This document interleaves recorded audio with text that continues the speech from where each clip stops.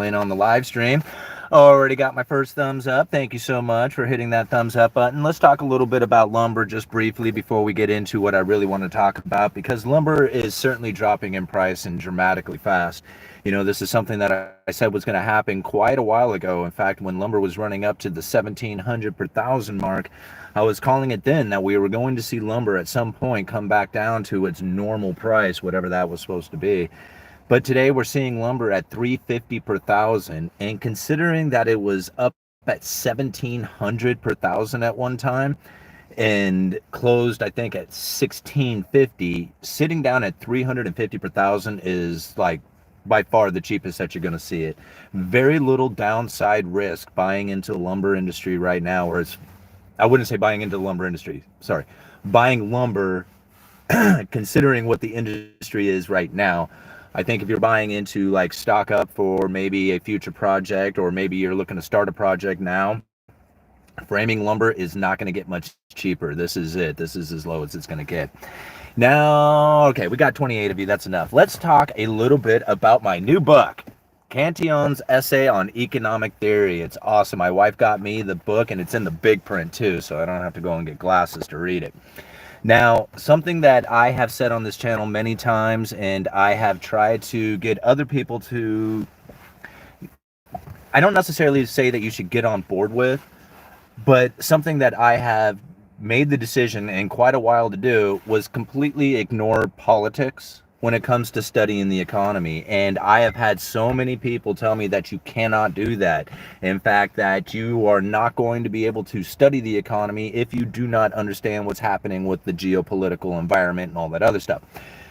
Don't get me wrong, I do follow geopolitics, but I do not get myself so involved in the idea of it that I start incorporating those things into my economic theories. And the reason is because they cloud your mind with what they are trying to persuade the people's beliefs to be as far as what it is that's going on in politics. I just don't follow it, so I'm not gonna pretend that I do. I just don't.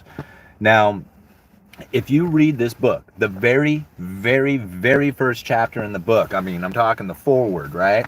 It says this: following a century of neglect, William Stanley Jevons, anyway, in the first blush of discovery, proclaimed Cantillon's essay the cradle of political economy. Subsequent growth and development of economic thought has not really alerted us to the subtleties of this. This is a new word for me. Succulent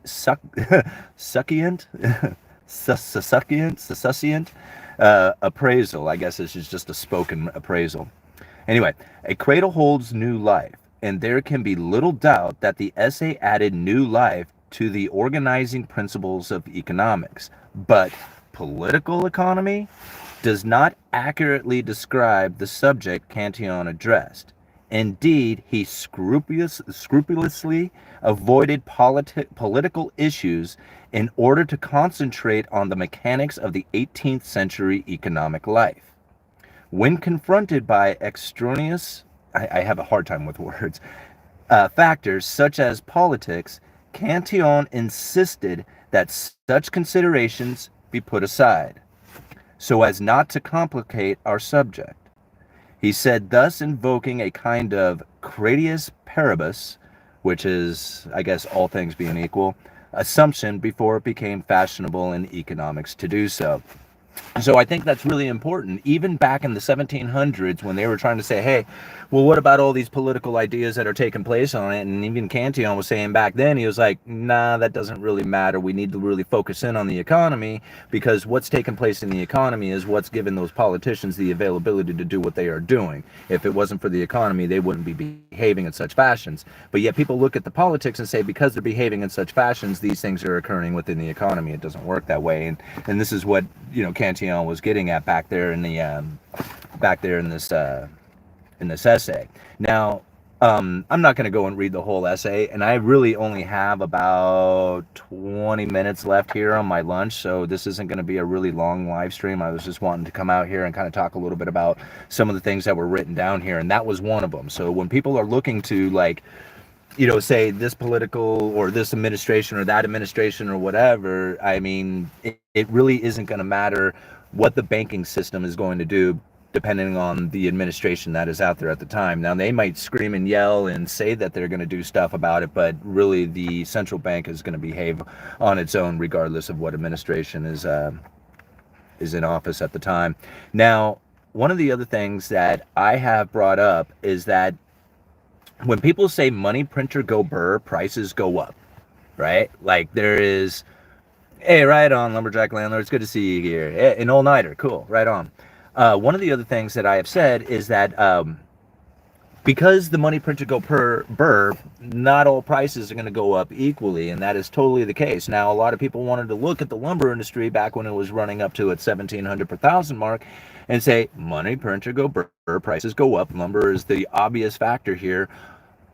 What else do you need to look at? And I asked people, it's okay, that's cool.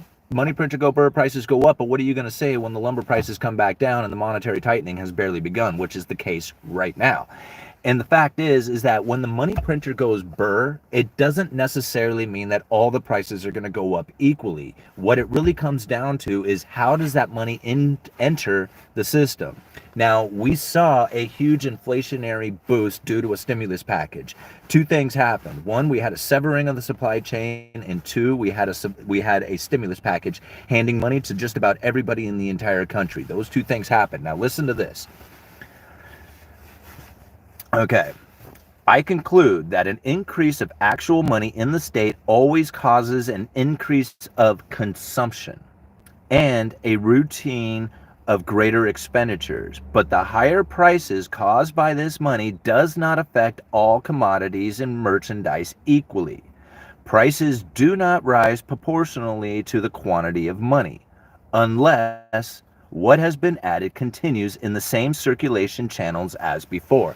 Now, this is really important to understand because a lot of people, when I bring up the fact that quantitative easing 1, 2, 3, and 4 failed to bring the 2% inflation target that the Federal Reserve was shooting for, and they have no excuse for that. They tell me they cannot come up with a reasonable idea on why it is that I need to look for a shield here to block this sun.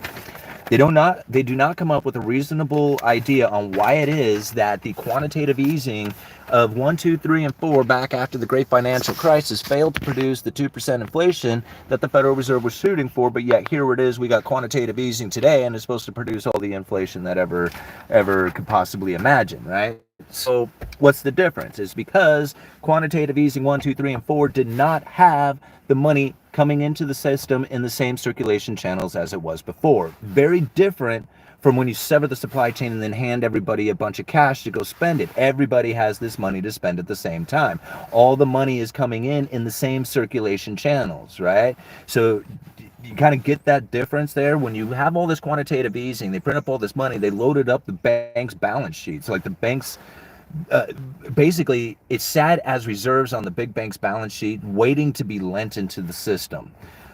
The second time around with the quantitative easing, they actually took stimulus and handed cash to everybody so they could equally spend it at the exact same time. Not that everybody did, but everybody could. And that was why the money coming in at the same rate as, I guess, to all the people, I guess, is what I'm trying to get at. That's the reason why we saw the inflation happening. If it was during quantitative easing 1, 2, 3, and 4, it was only the people who were taking out loans and buying assets that caused those prices to go up on the assets.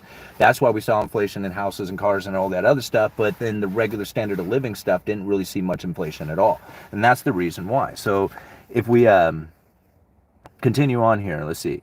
Okay, prices do not rise proportionally to the quantity of money unless what has been added continues in the same circulation channels as before.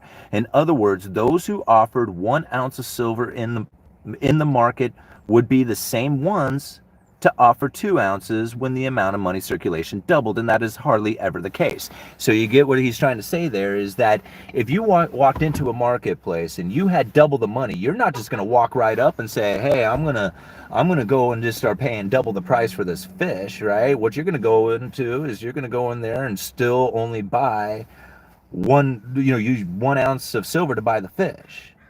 right? The only way that you'd be paying too is if everybody in the exact same time all got the money and they all started going after the fish at the same time, because it increased the consumption. See, it's not necessarily like when this new money was coming into the system. You got to think back in Cantillon's day, when this new money was coming in, people who had access to the market, like they were making their purchases and stuff. When the new money came in, those people who had first access to the money, they were going to the market. They weren't spending it on higher price goods, right? They were starting to buy other stuff to increase their standard of living. Like they wanted 2 fish instead of 1 fish. So they were able to buy more of it. So they didn't pay more for it, they just bought more of it. And when they bought more of it, that started putting more money into circulation.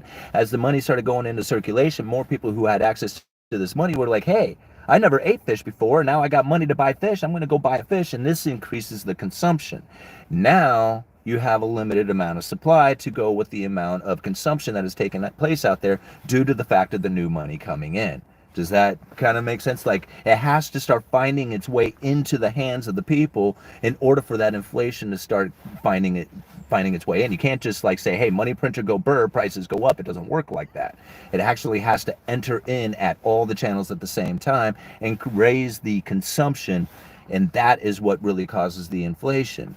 As if you have the severing of the supply chain and you don't repair that, when the stimulus wears off and the consumption starts to come back down, it's finding that there is no supply out there because the severing of the supply chain still hasn't been reestablished. So this is the reason why the inflation is so sticky, you can't get it back. It's because all this stuff is wearing out. The consumer's coming back to the market as normal, but finding that there's no supply available out there, and there's probably not going to be. And so they're going to continue to hurt the consumer for this. Let me see, what was the other one? How much time do I have? Okay, it's been 15 minutes. Let me see, what else did we, rents, that was the other thing. Okay, rents, right? Because everybody wants to talk about rents and how rents are just going to crash here in just a minute. But if we go and listen to what Cantillon has to say about rents, let me see here. I thought it was on 161. Isn't it? Fewer years to raise abundance to the highest price. I know no better measure. Okay. Here we go. I know no better measure than the leases and rents of property owners to judge the abundance and scarcity of money in circulation. When land is leased at high rates, it is a sign that there is plenty of money in the state.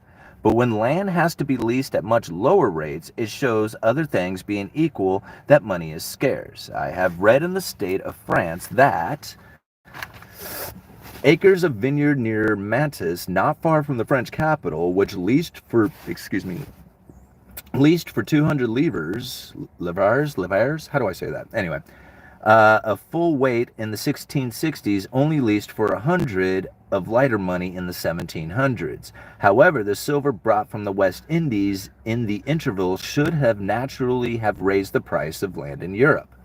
The author of the State of France attributes this fall in rent to defective consumption. In fact, it seems that he observed a reduction in wine consumption. However, I think he is mistaken the effect for the cause. The cause was a greater rarity of money in France, and the effect of this was naturally a decrease in consumption. In this essay, I have always suggested that on the contrary, that an abundance of money naturally increases consumption and contributes above everything else to higher valuation of the land. When an abundant money raises products to honest prices, the inhabitants work eagerly to acquire them, although they do not show the same eagerness to acquire food and merchandise beyond what is needed for their maintenance. So this is something that I also think is very interesting to think about, is that it's that the rents and leases of property. And when you see these things at their highest valuation, or when you see them running up at incredible heights, this is a sign of an abundant amount of money in the system. Now, what's interesting about having an abundant amount of money in the system is that how much is abundant? Like at one point, is it no longer abundant? Because that's the point in which that he is saying that rents will go into reverse.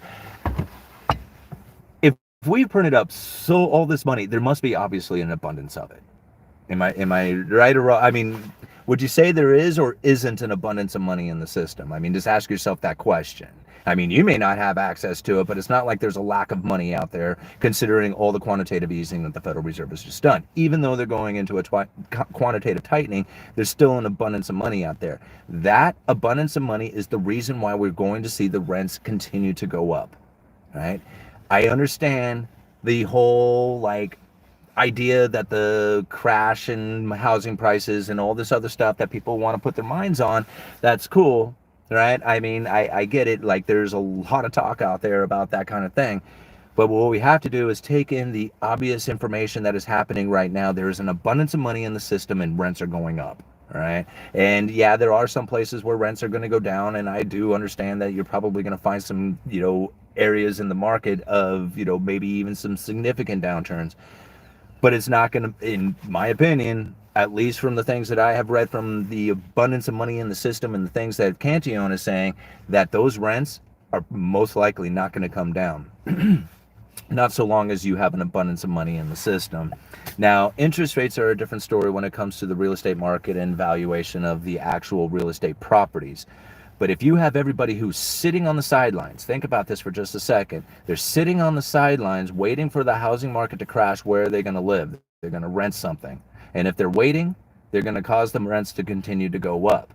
At the same time, we have a lack of inventory happening out there. All this stuff is part of this essay. You should read it. It's really telling of what's happening right now. So anyway, I have about 12 minutes left here. Let's see what you guys are chatting about. Thank you so much, Matthew, for that $10 super chat. That is very nice of you. Thank you for supporting the channel. What do you have to say here? Rents are only up across 2,200 units. I track all Class B and Class C units. Down rents are mostly Class A, people down selecting. Well, yeah, and that kind of makes a lot of sense. I mean, you think about it, like, if you were down at the lower rents, right, and this is really where it's the bottom of the line. This is as cheap as they're going to get. If you earn some money, well, you're going to increase your standard of living, right? You're going to rent something that's nicer. You're going to start moving into luxury items, especially if the money is really flowing, like everybody just has access to this money and there's no restrictions to it. Then you want to have a nicer car, nicer clothes, nicer place to live in a nicer apartment. But when all of a sudden things start getting tight or something, well, then you need to back away from the luxury apartment and dive back into the cheaper apartments. Well, everybody else is thinking the exact same thing. So luxuries are the first thing that you see to start getting cheaper, as the rich are dumping out the idea of having luxury items and then moving into the necessities. The necessities start finding their support or even start increasing as the rich are moving down into where, everybody else is. All right. Thank you very much, John, for the $1.99. Do you see BTC touching 12,000? It is really difficult to try and call out the crypto market. I would not be surprised to see if we run into a serious liquidity crisis where the Federal Reserve has interest rates incredibly high, banks are freezing up, they don't know what they're scared to lend to anybody. You're going to find that people are going to dive into cash as fast as possible, and they're going to dump out everything to get into cash. And probably one of the first things they're going to get rid of is all the cryptocurrencies, because they're so the questionability of their whether or not they're going to be liquid starts to really, present the risk when you start having such issues where the banks are not wanting to lend and credit markets are freezing up or something like that. Bitcoin is probably going to dive, and I wouldn't be surprised to see it under $5,000 if that was to be the situation. Just naturally right now, I wouldn't be surprised to see 12,000. I mean, even under 10 at some point. It's an incredibly volatile thing, so it's like it's very difficult to try and say, hey, I'm going to pinpoint these numbers on it. You really just kind of have to look at the current environment to say, is this going to continue, or is it going to find support or something like that? I don't know where it is that Bitcoin would find support in this kind of environment. I mean, hopeful, wishful thinkers maybe, but not legitimate. Anyway, all right. Got 195 of you up in here. Right on. Thanks for hanging out with me at lunch. I'll stay out here for another 10 minutes. While we're out here, hit that like button so we can get a few more people up into the chat. Currency will be using people in the metaverse. The needle and the damage done. I do not understand why he is telling people to pay attention to economic politics and economics are married, aka one and the same. No, they are not. They are not. And I can tell you this, I was more involved in politics than you could ever possibly imagine about 15 years ago. I was a hardcore Ron Paul fan, and I could tell you every single Congress person's name. Like I knew him, like I was following it religiously, and trying to understand the economy at the time was so hard for me. Like I could not get my mind wrapped around what the hell was going on. And then when I started to lose my house, it really pissed me off. And then I got The Creature from Jekyll Island and I read that book and I thought, oh, it's the Federal Reserve. They're the ones who are the most important part of this whole scheme, not the politicians, not them dipshits. It's the Federal Reserve.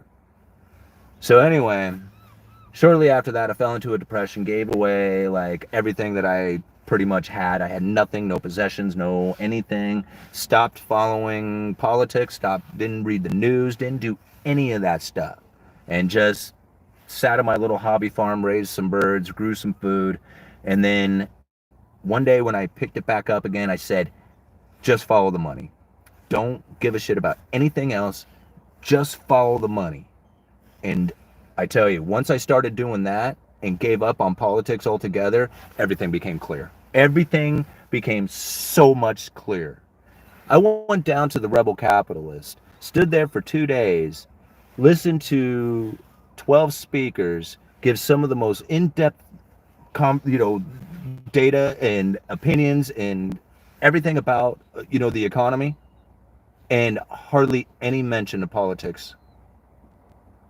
2 days. Hardcore economic event. There was a little bit of politics, but almost nobody talked politics. Almost nobody. Think about that. The parallel economy is already up and running in the background. All things will be through XRP eventually, and the token value will shock anyone that doesn't understand it. Hold on for dear life. Yeah, I mean, I'm not trying to knock XRP, saying that it's not going to do everything that everybody says it's going to do. I mean, it very well could. Again, I'm not trying to say that it's not going to do that. All I guess I'm getting at is that all the things that I have read throughout all the stuff from the Federal Reserve, they've talked about Bitcoin and cryptocurrencies, they talked about stable coins, they talked about central bank digital currencies, they talked about all kinds of stuff, but not one single mention of Ripple, XRP, or any of that stuff. Not from the Fed, not from their documents, not from anything that I have found, although people try to tell me they have, and that there's all kinds of information and all kinds of people talking about it. I have yet to have anybody send me one single link that says this is from the Federal Reserve, like federalreserve.org, and in that has XRP or Ripple, any kind of description. I don't even care if they're saying yes, no, negative, whatever about it. I cannot find Federal Reserve using the words Ripple or XRP in any of their statements or documents. So I would really appreciate if somebody could do that for me. And I'm not talking like just some economist who happens to be working from the Fed who has some blog that he does on the side. That's not what I'm talking about. I'm talking about a Federal Reserve document or somewhere from their website using XRP or Ripple in their wordage, right? That's what I'm looking for. If you could please show that to me, I would be so happy to find that. But yet I can't find it. Thank you. Appreciate it. Email it to me, uneducatedeconomist@gmail.com.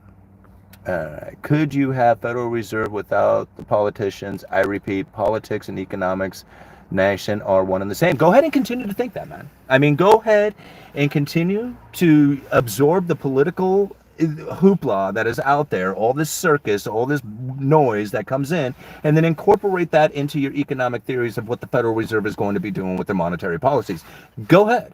I mean, if that works for you, I'm not trying to stop you from doing that, right? I stopped doing that because I found that politicians make you more confused than actually smart. So I don't listen to them anymore because, well, I mean, why would I listen to people who don't agree, who do not have my best interest, who do not follow the Constitution? Why would I listen to those people? Like, I don't, like, they mean nothing to me.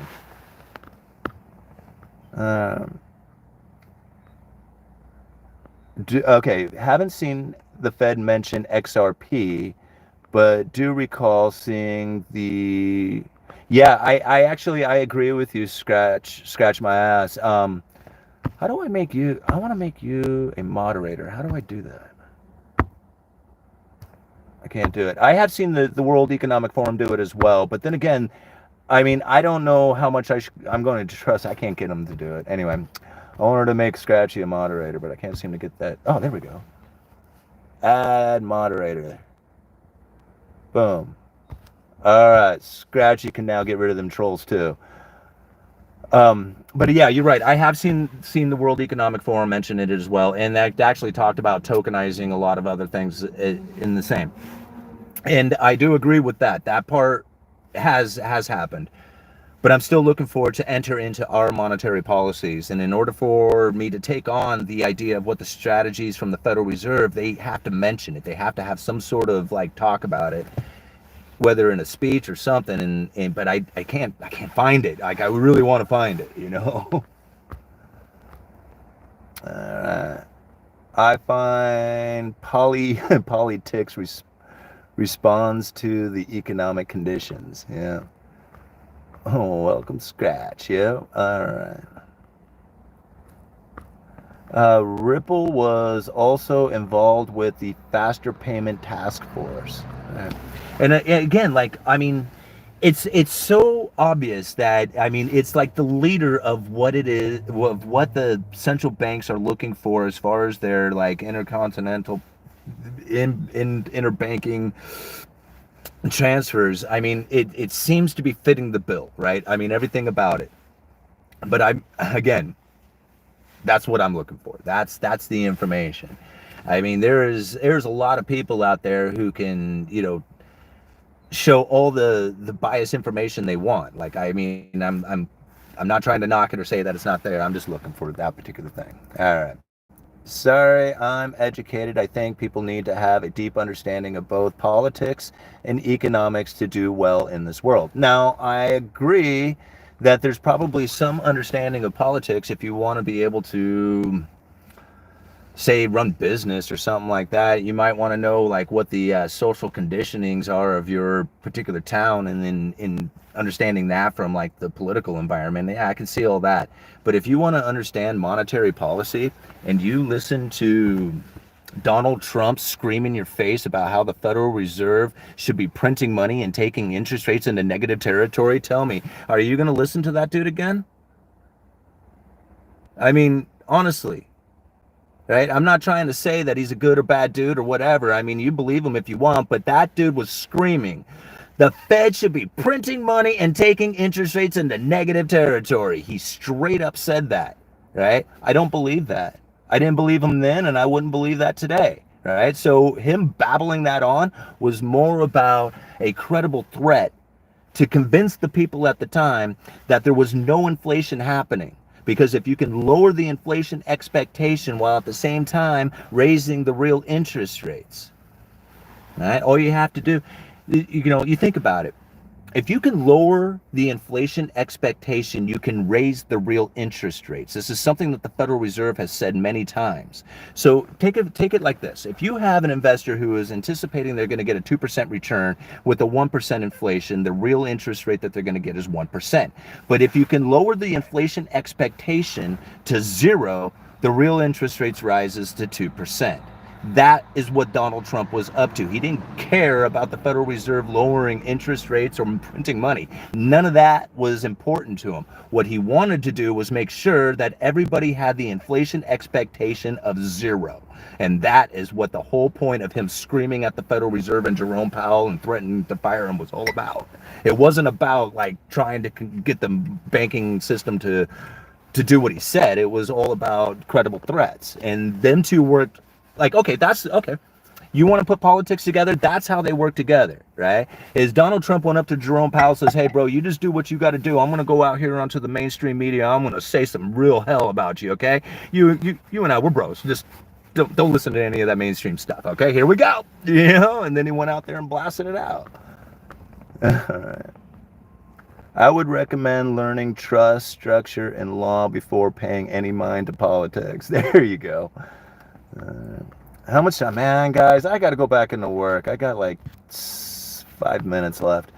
I would suggest not trusting any politician. That's a good structure. Yeah, you know, the whole point, like, I mean, I'm a constitutionalist. Like, I don't, like, go out there and try and, like, you know, push my ideas about the Constitution and stuff. I keep a copy of the Constitution on my desk. It's sitting right there for anybody who wants to pick it up and take a look at it, maybe learn a right or two or figure out what's going on inside of it, right? I believe in holding a government accountable to that. Like, I mean, you know, that Constitution was established not for somebody else to interpret. It was for us to make sure that the government was behaving in a fashion that it was appropriate to the people. But nobody follows it anymore. Not one single person have I ever met could dictate the Bill of Rights to me. Nobody that I know has memorized the Fourth Amendment to the Constitution. Nobody. Like, I mean, I don't know a single person who does that.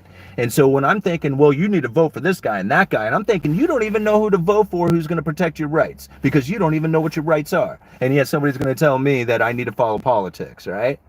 Yeah. Uneducated economist, you guys let me know.